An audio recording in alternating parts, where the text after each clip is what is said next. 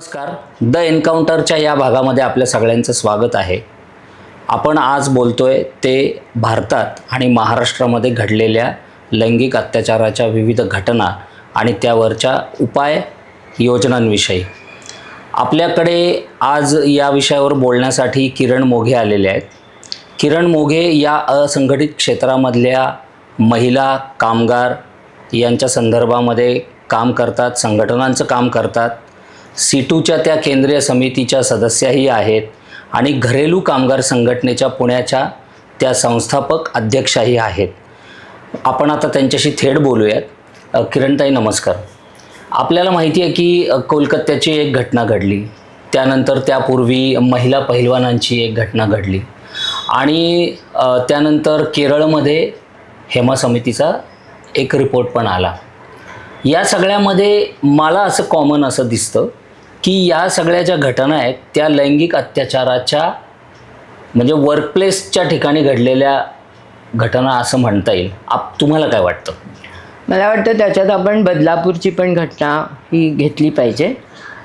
त्या लहान मुली होत्या आणि त्या अर्थाने कामावर नव्हत्या, पण ह्या सगळ्या घटना ज्या आहेत त्याच्यामध्ये एक समान धागा आपल्याला जो दिसतो तो असा आहे की त्याच्यात एक सार्वजनिकपणा आहे. म्हणजे त्या सार्वजनिक ठिकाणी उदाहरणार्थ शाळा किंवा हॉस्पिटलमध्ये किंवा मग कामाच्या संदर्भात घडलेल्या आहेत. दुसरं मला वाटतं की अर्थातच त्या सगळ्या लैंगिक अत्याचाराच्या वेगवेगळ्या पद्धतीच्या घटना आहेत आणि जर का आपण हेमा समिती जे म्हणजे मल्याळम फिल्म इंडस्ट्रीच्या संदर्भातला जो अहवाल आहे तो सोडला तर बाकी सर्व ठिकाणी आपल्याला दिसतं की जिथे शासकीय किंवा शासन यंत्रणेचा संबंध आलेला आहे तिथे त्यांच्याकडून खूप मोठ्या प्रमाणात अनास्था आणि त्याच्यामध्ये कोणत्याही प्रकारची तत्परतेने जी आपण कारवाई अपेक्षित असते आपल्याला ती आपल्याला दिसत नाही. ह्या सगळ्या घटनांमध्ये आणखीन एक मला असं वाटतं समान सूत्र असे की त्याबद्दल एक सार्वजनिक पातळीवर आवाज पण उठवलेला दिसतो वेगवेगळ्या पद्धतीने. म्हणजे केरळमध्ये विमेन इन सिनेमा कलेक्टिव्ह ही एक संघटना त्या निमित्ताने स्थापन झाली आणि त्यावेळेला सुद्धा म्हणजे स्थापनेच्या वेळेला सुद्धा सार्वजनिक ह्यावर बरीच चर्चा झाली. 2017 मध्ये ती घटना घडली त्यानंतर एक बलात्काराची. पण ह्या सगळ्या बाकी घटनांमध्ये पण कलकत्ता असेल, बदलापूर असेल आणि अर्थातच महिला कुस्तीगिरांचा मुद्दा, तिथे सगळ्यांमध्ये आपल्याला असं दिसतं की एक सार्वजनिक प्रतिक्रिया आणि मोठ्या प्रमाणात ह्या महिलांवर जे काही घडलेलं आहे त्याच्याबद्दल एक चीड, संताप आणि एक प्रतिक्रिया आणि त्यांना एक पाठिंबा पण. म्हणजे जितका शासनाने द्यायला पाहिजे जर का आपल्याला दिसत असेल की पाठिंबा दिला नाही तर तेवढाच त्यांना पब्लिक कडून पण सपोर्ट मिळालेला दिसतो. त्यामुळे त्या गोष्टीची पण मला असं वाटतं आपण नोंद घेतली. मी हेमा समितीकडे येण्यापूर्वी तुम्हाला असं विचारणारच होतो की राज्य सरकार जी आहेत, विविध ठिकाणची राज्य सरकार यांच्या एजन्सीजने या सर्व घटनांना कसा प्रतिसाद दिल्याचं दिसतं? मला असं वाटतं की हे मल्याळम फिल्म इंडस्ट्रीचा मुद्दा आपण थोडा वेगळा घेतला आणि त्यावर नंतर आपण बोलू. पण बाकी सर्व ठिकाणी आपल्याला असं दिसतं की जी शासन यंत्रणा आहे, मग ती पोलीस असेल विशेषतः किंवा ज्या ठिकाणी ते घडलं त्याचं प्रशासन असेल, तिथे आपल्याला ज्या पद्धतीने प्रतिक्रिया आणि एक सपोर्टची भूमिका आपल्याला दिसायला पाहिजे होती ती दिसत नाही. म्हणजे बदलापूरच्या केसमध्ये तर आपल्याला असं दिसतं की संस्थेने उलट त्या बिचाऱ्या लहान मुलींवरच दोष द्यायचा, आरोप करायचा प्रयत्न केला पण बऱ्याच उशिरा. कलकत्त्याच्या बाबतीत तर पहिल्यांदा त्याला एक वेगळं वळण देण्याचा प्रयत्न केला. ज्या संस्थेचे ते प्रिन्सिपल आहेत त्यांना एक प्रकारची बढतीच जणू काय त्यांची बदली करून एका दुसऱ्या हॉस्पिटलमध्ये त्यांना पद देण्यात आलं. किंवा महिला कुस्तीगिरांच्या बाबतीत आपल्याला असं दिसतं की संपूर्ण सिस्टमच ही एका अर्थाने ताब्यात घेतली गेली आणि त्या मुलींच्या विरोधात. म्हणजे त्यांनी ज्या केसेस करायचा प्रयत्न केला तिथे सुद्धा दबाव आणून काही ज्या मुलींनी तक्रारी केल्या होत्या, विशेषतः जी अल्पवयीन होती आणि ज्याच्या पॉक्सो मग लागण्याची शक्यता होती, तिची तक्रार मागे घेण्यापर्यंत आणलेला दबाव असेल, आणि ती जी संस्था आहे रेस्लिंग फेडरेशन, त्या फेडरेशनची संपूर्ण यंत्रणा ताब्यात घेऊन तिथे जे पॉवर स्ट्रक्चर आहे त्याला कोणताही धक्का लागणार नाही असा सगळा प्रयत्न हा केला गेला. आणि त्याच्यामध्ये आपल्याला स्पष्टपणे दिसतं की जे सत्ताधारी आहेत त्याच्यामध्ये त्यांची एक खूप मोठी पाठिंब्याची भूमिका राहिली, जे अत्याचार करणारे आहेत त्यांच्या. म्हणजे कुस्तीगिरांच्या बाबतीत आपण हे स्पष्टपणे म्हटलं पाहिजे की भारतीय जनता पक्षाचे खासदार ते होते आणि त्यांना तिकीट परत आता लोकसभेच्या इलेक्शनमध्ये मिळावं ह्यासाठी पण प्रयत्न झाले आणि शेवटी फारच मग सार्वजनिक त्याच्याबद्दल संताप तयार झाला आणि असं वाटायला लागलं की आता आपल्या विरोधात जाईल, तर मग त्यांना बदलण्यात आलं. पण शेवटी त्यांच्याच घरात तिकीट देण्यात आलं. आणि दुसरं की रेस्लिंग फेडरेशनचं जे पॉवर स्ट्रक्चर आहे त्याच्यात देखील फारसा बदल केला गेला नाही, त्यांचाच माणूस परत निवडून आणण्यात आला. सुरक्षा व्यवस्था ही परवा काढून घेण्यात आली. सो आपल्याला जे अपेक्षित आहे की अशा वेळी शासन यंत्रणेने जी काही एक जो प्रतिसाद सहकार्याची भूमिका घेतली पाहिजे. का म्हणजे इथे काहीतरी तुम्ही मदत करताय वगैरे असा मुद्दा नाहीये. मला असं वाटतं इथे आपल्याला भारतीय राज्यघटनेचा आपण आधार घेतला पाहिजे की the state guarantees you your rights. म्हणजे कॉन्स्टिट्युशनल गॅरंटी आहे ती, आणि ती कॉन्स्टिट्युशनल गॅरंटी अंमलात आणण्याची जबाबदारी शासनाची आणि शासन यंत्रणेची वेगवेगळ्या. आणि म्हणून त्यांच्याकडून अपेक्षा आहे, म्हणजे ते काहीतरी आपल्यावर उपकार करतात अशा पद्धतीने आपण बघायचं नाहीये त्याच्याकडे, असं मला वाटतं. यामध्ये एक पॉक्सोचा मुद्दा पण येतो. तर पॉक्सोच्या ज्या विविध घटना घडलेल्या दिसतात, ज्या बदलापूर आणि या ठिकाणी आहेत, तर त्याच्याकडे कसं म्हणजे एकूण यंत्रणा कसं बघतायत असं दिसतं? कारण पॉक्सोच्या आहेत ना खूप केसेस पण आहेत ना डिसमिस होताना पण दिसतात.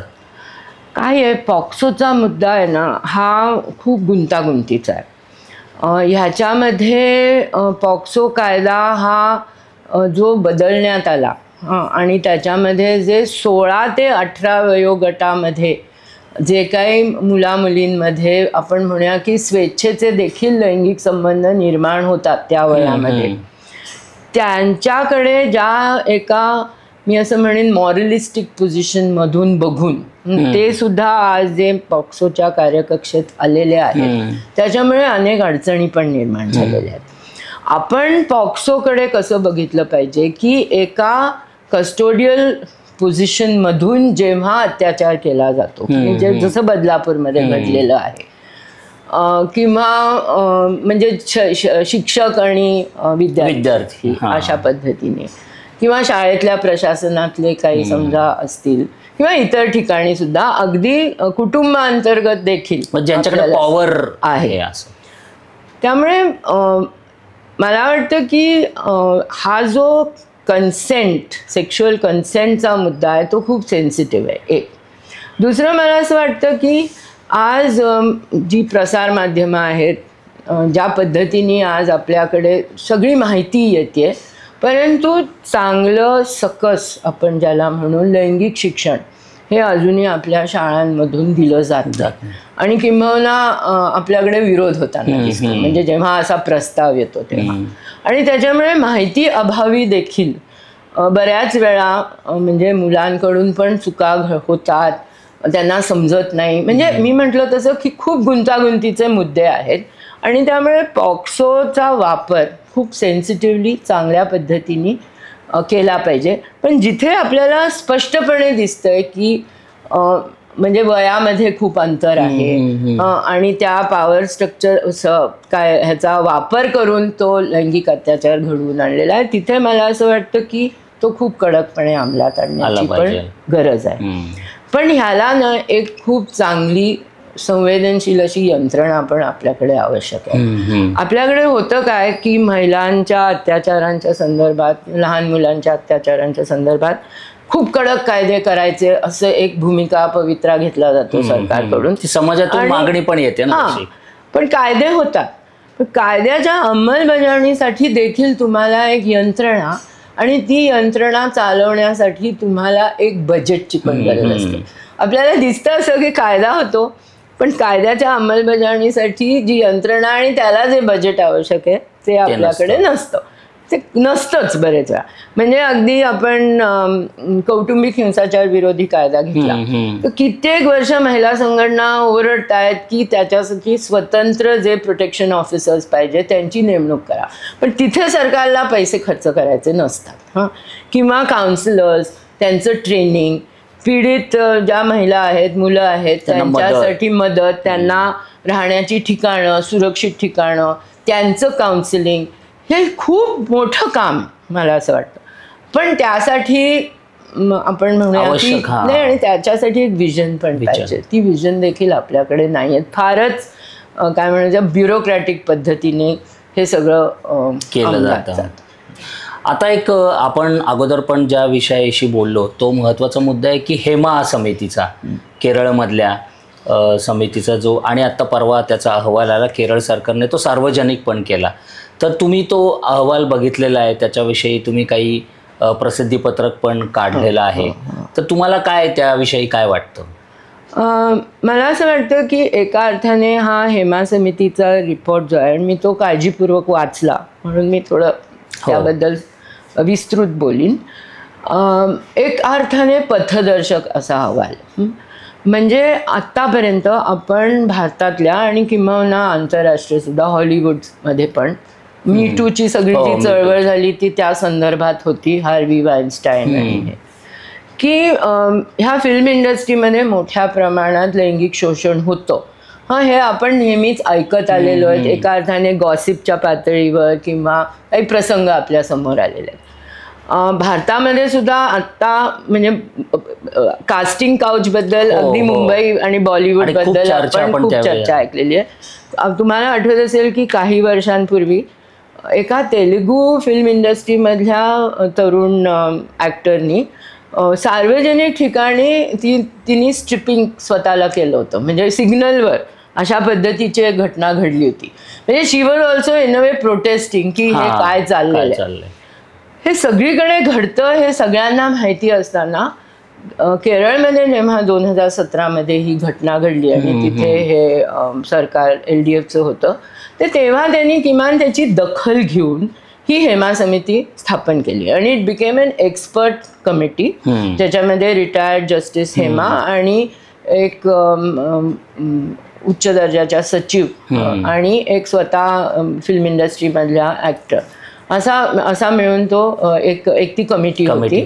आणि त्यांनी त्याचा आणि त्यांना ज्या टर्म्स ऑफ रेफरन्स दिल्या, ती घटना होती लैंगिक अत्याचाराची, पण टर्म्स ऑफ रेफरन्स ज्या दिल्या गेल्या त्या मला असं वाटतं खूप महत्त्वाच्या आहेत की त्या केवळ त्या इंडस्ट्रीमध्ये लैंगिक अत्याचाराच्या मुद्द्यावर फोकस न करता एकूणच त्या इंडस्ट्रीमध्ये स्त्रियांची स्थिती, त्यांच्याबरोबर वेगवेगळ्या पातळीवर होणारा भेदभाव, म्हणजे टेक्निकल साईडमध्ये त्यांना संधी न मिळणं उदाहरणार्थ, किंवा पे पॅरिटी नसणं, किंवा कामाच्या ठिकाणी सुविधा नसणं उदाहरणार्थ स्वच्छतागृह नसणं किंवा विश्रांतीचे कक्ष नसणं वगैरे, अशा सगळ्या मुद्द्यांबद्दल त्यांनी तो अभ्यास, म्हणजे त्यांना अभ्यास करून तुम्ही त्याच्यावर काही तुमची सोल्युशन्स द्या अशा पद्धतीने ती कमिटी स्थापन केली. आणि मला वाटतं की ते त्या अर्थाने पथदर्शक आहे, कारण बाकी कोणीच तसं केलं नाही. म्हणजे हे सगळे प्रसंग घडले पण किमान सरकारने त्याची दखल घेऊन ती कमिटी केली. 2 त्याच्यावर बरीच टीका झाली की त्याला फार वेळ लागला. 5 वर्षापूर्वी ती कमिटी स्थापन झाली होती. पण लक्षात घ्या की कमिटीला खरं म्हणजे 6 महिने दिलेले होते, पण कमिटीलाच वेळ लागला 2 वर्ष त्यांचा अहवाल तयार करण्यासाठी. आणि त्याच्यात त्यांनी लिहिलेलं आहे की आमच्या समोर पण काय आव्हानं आली की सुरुवातीला आमच्या समोर कोणी येऊन साक्ष द्यायला सुद्धा तयार नव्हतं. त्यामुळे त्यांना मग ते विमेन इन सिनेमा कलेक्टिव्ह हे जे स्थापन झालं त्या निमित्ताने मल्याळम फिल्म इंडस्ट्रीमधल्या वेगवेगळ्या स्तरांवर ज्या महिला आहेत, मला असं वाटतं असं कलेक्टिव्ह पण फक्त त्याच इंडस्ट्रीमध्ये आहे असं दिसतंय तरी सध्या तरी. तर मग त्यांच्या सपोर्टनी मग त्यांनी ते लोक पुढे आले. आणि आणखीन इंटरेस्टिंग आहे की फक्त महिला नाही आल्या तर पुरुष पण आले.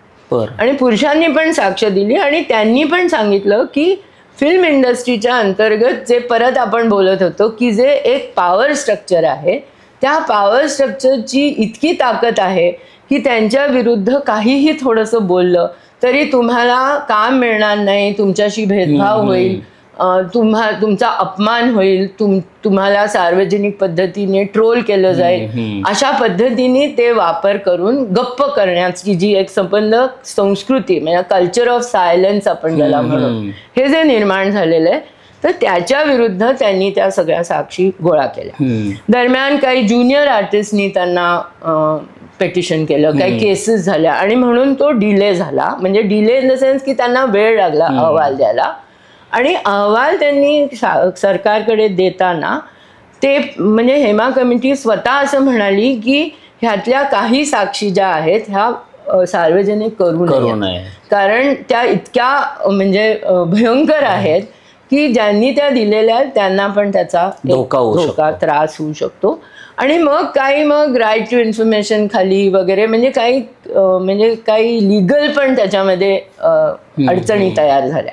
पण शेवटी तो बाहेर आला आणि मला असं वाटतं की तो बाहेर आला हे खूपच चांगलं आहे. आणि मी तर असं म्हणेन की सगळ्या वेगवेगळ्या सेंटर्स जी आहेत भारतात, म्हणजे कलकत्त्यापासून मुंबईपासून चेन्नईपर्यंत सगळीकडे खरं म्हणजे अशा पद्धतीने अभ्यास होऊन तिथल्या स्त्रियांबरोबर काय घडतं, म्हणजे केवळ लैंगिक पातळीवर नाही तर एक कामगार, कर्मचारी, कलाकार म्हणून त्यांच्या वेगवेगळ्या भूमिका आहेत आणि तिथे जो काही भेदभाव होतो त्याच्यावर बोट ठेवून त्याला काहीतरी सोल्युशन्स काढण्याचा प्रयत्न झाला पाहिजे. म्हणजे मला असं वाटतं की तो खूप महत्त्वाचा आहे. आपण आता त्या विशाखा समित्यांकडे पण येऊ आणि कामाच्या ठिकाणी जो लैंगिक अत्याचार होतो त्या संदर्भात अशा विविध ठिकाणी म्हणजे काही ठिकाणी लोकल कमिटीज आहेत आणि वेगवेगळ्या आस्थापनांमध्ये अंतर्गत समित्या पण आहेत, पण तरी देखील प्रश्न कायम आहे. तर तुम्हाला काय वाटतं, म्हणजे हा प्रश्न कसा सुटू शकेल आणि या समित्यांनी नेमकं आतापर्यंत कसं काम केलेलं आहे? मला वाटतं 2-3 पातळींवर आपण विचार केला पाहिजे. पहिली गोष्ट म्हणजे अनेक ठिकाणी समित्या अजूनही अस्तित्वात नाहीत आणि शासनाची जी काही देखरेख असली पाहिजे की कमिटी स्थापन आहे का नाही, त्याचं कामकाज होतं का नाही, ही देखरेख नसल्यामुळे अनेक आस्थापनांमध्ये आजही असतील नाही आहेत आणि असल्या तर त्या नाममात्र पण आहेत. आणि मी काही कमिट्यांवर काम केलेलं आहे त्यामुळे मला माहिती आहे की अनेक वेळा बाकीचे जे कमिटी सदस्य आहेत, म्हणजे आम्ही माझ्यासारख्या कार्यकर्त्या एक ज्याला एक्सटर्नल मेंबर आहोत म्हणून जातो, अनेक कमिट्यांमध्ये असं एक वातावरण असतं की आमच्याकडे असं काही घडतच नाही बुवा, एक आमच्याकडे खूपच चांगली परिस्थिती असते. तर असं नाही आहे. म्हणजे मुळामध्ये काय आहे की कमिटीचं काम काय आहे हे पण आपण लक्षात घेतलं पाहिजे. आणि हे मुळात सुप्रीम कोर्टाची जी विशाखा जजमेंट आहे आणि त्याच्यानंतर जो कायदा झालेला आहे 2013 मध्ये, ह्याच्यामध्ये केवळ एखादी केस घडली तर मग त्या पीडित महिलेला न्याय कसा द्यावा किंवा खरं खोटं त्याचं कसं करावं एवढाच मुद्दा नाही आहे. तर असं घडू नये एक, आणि कामाच्या ठिकाणी स्त्री पुरुषांमध्ये एक निकोप आपण ज्याला म्हणू, एक कामाचं वातावरण असावं अशा पद्धतीची त्याच्यामध्ये एक काय म्हणायचं भावना आहे. आणि that is the spirit of both the Vishakha judgment and the law. आपल्याकडे त्याच्याकडे केवळ एक प्युनिटिव्ह ऍक्शन करण्याची समिती अशा पद्धतीने बघितलं जातं. आणि म्हणून बाकी गोष्टी ज्या विशाखा कमिटीकडून किंवा इंटरनल कमिटीकडून अपेक्षित आहेत की लैंगिक अत्याचार, कामाच्या ठिकाणी लैंगिक छळ म्हणजे काय ह्याची व्याख्या जी आहे ही समजावून सांगणं, त्याच्याबद्दल वेगवेगळ्या गोष्टी ज्या आहेत त्या करणं, म्हणजे जसं महिला आणि पुरुष त्यांच्यासाठी वेगवेगळी स्वच्छतागृह असतील, महिला जर का मोठ्या प्रमाणात असतील तर त्यांना विश्रांतीसाठी सोय असेल, किंवा जिथे स्त्रिया आणि पुरुषांचा संबंध जवळचा येतो तिथे कशा पद्धतीचं एक वातावरण असलं पाहिजे. म्हणजे उदाहरणार्थ शैक्षणिक संस्थांमध्ये लॅबॉरेटरीमध्ये रिसर्च स्टुडंट्स काम करतात, उशिरापर्यंत काम करतात, तर तिथे काय सेफ्टी मेजर्स असले पाहिजे. म्हणजे ह्या सगळ्या गोष्टींचा खरं म्हणजे या विशाखा कमिट्यांनी विचार करण्याची गरज आहे. आपल्याकडे तसं काही होत नाही. केवळ एखादी केस आली तर त्या केसमध्ये मग लक्ष घालणं, त्याच्यात न्याय देण्याचा काय जो प्रयत्न होतो तेवढंच करणं, असं एक वातावरण आहे, पहिली गोष्ट. दुसरं की कायद्याच्या पण काही लिमिटेशन्स असतात की अशा कमिट्या फक्त जिथे 10 पेक्षा जास्त महिला कर्मचारी आहेत अशा ठिकाणी असायला पाहिजे. ते ठीक आहे, म्हणजे कारण ते शक्य नाही. मग त्याच्यासाठी ह्या स्थानिक कमिट्या किंवा लोकल कमिटीज आहेत. आता लोकल कमिटीज सुद्धा म्हणजे पुण्यासारख्या ठिकाणी चळवळीतल्या आपल्या कार्यकर्त्यांनी प्रयत्न करून ती लोकल कमिटी स्थापन करून घेण्यापासून ती फंक्शनिंग ठेवण्यापर्यंत प्रयत्न केले. आणि म्हणून मी असं म्हणेन की पुण्याची लोकल कमिटी त्यातल्या त्यात बऱ्यापैकी काम करते. किंवा जिथे स्त्री चळवळीतल्या, कामगार चळवळीतले कार्यकर्ते त्याच्यामध्ये सक्रिय आहेत तिथे त्या लोकल कमिट्या काम करतात. पण लोकल कमिट्या कोणासाठी आहेत तर उदाहरणार्थ असंघटित क्षेत्र. आता मी अगदी स्पष्टपणे सांगेन की आम्ही जरी घरेलू कामगारांची युनियन चालवत असलो तरी तमाम पुण्यामधल्या घरेलू कामगारांना काही माहिती नाही की आपल्याबरोबर असं घडलं तर अशी एक कमिटी आहे. हा पहिला मुद्दा. त्यामुळे त्याच्याबद्दलचा जो अवेअरनेस पाहिजे, त्याच्याबद्दल कदाचित एखादे काही सार्वजनिक कार्यक्रम TV किंवा काय आपण रेडिओवरून जिंगल्स काही अशा पद्धतीचा प्रचार प्रसार होत नाही. हा दुसरा मुद्दा. तिसरं आणि मला असं वाटतं महत्त्वाचं की समजा अंतर्गत समिती असेल, आता कायद्याप्रमाणे अंतर्गत समितीची स्थापना कशी करायची, त्याच्यात किती महिला असतील, किती पुरुष असतील, त्या अंतर्गत काय आस्थापनेमधले कोण प्रतिनिधी असतील वगैरे सगळं असतं. आणि एक बाहेरून देखरेख करण्यासाठी एका अर्थाने एका बिगर शासकीय संस्थेची प्रतिनिधी म्हणून एक्सटर्नल मेंबरची सोय. आता मुद्दा असा आहे की त्या एक्सटर्नल मेंबरची निवड सुद्धा कशी होते हा पण एक मुद्दा आहे. म्हणजे आपण केवळ ती महिला आहे म्हणून ती संवेदनशील असेल, तिला हे सगळे मुद्दे समजतात असं काही गृहीत धरायचं म्हणजे आपण काय इसेन्शियलाइज करत नाही. एक.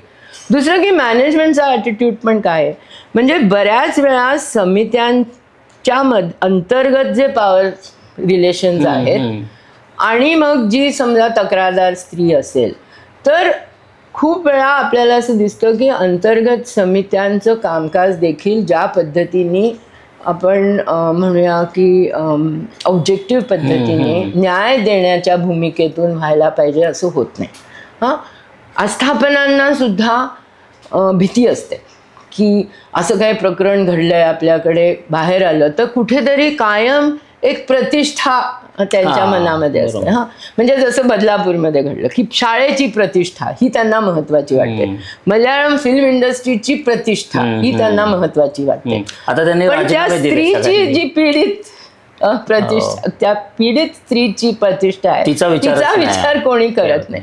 मला वाटतं की ह्यातून काय होतं की तुम्ही ॲक्च्युली त्या स्त्रीला न्याय देण्यापेक्षा वाचवण्याची एक बचावाची भूमिका कायम जी असते ती कशी आपल्याला नाहीशी करता येईल आणि खरोखरच आपल्या स्थापनेमध्ये एक स्त्री पुरुष समानतेच्या तत्वावर आधारित एक कामाचं वातावरण असेल ह्याच्यासाठी फार कमी ठिकाणी प्रयत्न केलेले दिसतात. आता हे केवळ मॅनेजमेंटचं काम आहे असंही मला वाटत नाही. मला वाटतं की एक नागरिक म्हणून, एक कामगार म्हणून, एक कर्मचारी म्हणून, एक स्त्री पुरुष म्हणून मला वाटतं की प्रत्येकाचं पण कर्तव्य आहे की आपण ज्या ठिकाणी काम करतो तिथे कोणत्याही प्रकारचा अन्याय होऊ नये, मग तो जातीच्या नावावर होऊ नये, धर्माच्या नाही, तसाच तो स्त्री पुरुष भेदभाव पण होता कामा नये. आता ही फार मोठी लढाई म्हणजे दिस इज अ कल्चरल, म्हणजे we are expecting a cultural big cultural, पण ती करायला पण पाहिजे मला वाटतं. आणि म्हणून मला वाटतं की म्हणजे जसं हे आपल्या म्हणजे आपण अपेक्षा करतो की शासनाने काय करावं, समाजाने काय करावं, तसं आपण प्रत्येकाने पण ह्याच्यामध्ये काहीतरी योगदान करायची गरज आहे. आणि म्हणून उदाहरणार्थ बदलापूरचं प्रकरण घडलं त्याच्यानंतर मग शासनाला जाग आली, मग त्यांनी सांगितलं की सगळ्या ठिकाणी आता ह्या काहीतरी सखी सावित्री समित्या वगैरे करायला लोकल म्हणजे या स्थानिक समित्यांच्या सारखंच त्या शाळा म्हणजे शाळा. पण तिथे मग मला असं म्हणणं आहे की पालकांची पण जबाबदारी आहे. म्हणजे हे बरोबर आहे की पालक म्हणून माझं मूल जेव्हा शाळेत जातं तेव्हा मला असं वाटतं की ते सुरक्षित, आणि ती भावना अगदी बरोबर आहे आणि सुरक्षित असलंच पाहिजे. पण मग ती सुरक्षितता ठेवण्यासाठी जी काही यंत्रणा, जी काय व्यवस्था तयार केलेली असेल किंवा ती नसेल, तर मग मला असं वाटतं की पालक म्हणून आपली पण जबाबदारी आहे की आपण त्याच्यामध्ये हस्तक्षेप केला पाहिजे. आता ह्याच्यामध्ये खूप पदर आहेत. शाळांमध्ये गरीब पालक विशेषतः जेव्हा खाजगी शाळांमध्ये जातात तेव्हा त्यांना काय प्रकारची वागणूक मिळते, त्यांना त्यांच्या मुलांबद्दल काही बोलता येतं का नाही, हेच पण मुद्दे आहेत. त्यामुळे असं ना प्रत्येक गोष्ट आपल्याला सुट्या सुट्या पद्धतीने बघता येत नाही. ह्याच्यात कास्ट, क्लास, जेंडर, भाषा, म्हणजे एखादं दुसऱ्या प्रांतातलं पालक असतील तर त्यांच्याबरोबर कशा पद्धतीने वागलं जातं, म्हणजे असे खूप त्याला कंगोरे आहेत. पण शेवटी मला असं वाटतं की ह्याला एक सामूहिक जेव्हा आपण एकत्र येऊन काहीतरी उत्तर शोधायचा प्रयत्न करतो तेव्हा ह्याच्यातून काहीतरी निर्माण होतं. म्हणजे तिथे मी असं म्हणेन की केरळचं हे जे विमेन इन सिनेमा कलेक्टिव्हचं उदाहरण आहे की ज्याच्यामध्ये त्या एकत्र आल्या, त्यांनी एकमेकांना आधार दिला आणि त्यांनी सरकारवर पण दबाव आणला की तुम्ही अशा पद्धतीचं काहीतरी ह्याच्यामध्ये हस्तक्षेप करा. ह्याच्यातून आता पुढे कुठेतरी ते प्रकरण गेलेलं आहे. म्हणजे नुसतंच रस्त्यावर उतरून काय बलात्कार करणाऱ्यांना फाशी द्या, त्याचा एन्काउंटर करा, त्याचा गोळ्या घाला, ह्याच्यातून पण काही प्रश्न सुटणारे नाही आहेत. ही जनभावना असते. लोकांना असं वाटतं की ज्या सगळ्या यंत्रणा आहेत त्या भ्रष्ट आहेत, त्या लोकांचे प्रश्न सोडवत नाहीत, ते असंवेदनशील आहेत आणि त्याच्यामुळे आपण ज्याला ड्यू प्रोसेस म्हणतो त्या ड्यू प्रोसेसचा काही उपयोग नाही. म्हणजे हे खरं आहे, त्यामुळे झटपट न्याय, पण ते काही उत्तर नाही आहे. मला असं वाटतं की शेवटी जी प्रक्रिया आहे ती फॉलो केली पाहिजे, पण ती प्रामाणिक असली पाहिजे.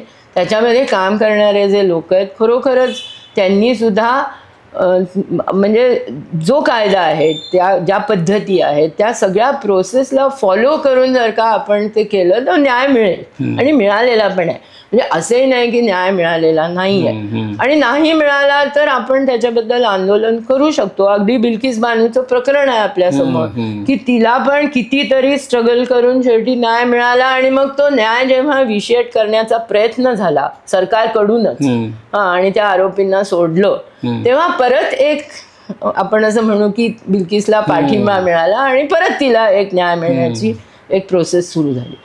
अर्थात हे खूप अवघड आहे आणि ह्या सगळ्यामध्ये ज्या एकट्या स्त्रिया म्हणजे ॲक्च्युली ज्या विक्टिम्स असतात त्यांना पण खूप बळ लागतं, सगळ्या टिकू नाही शकत.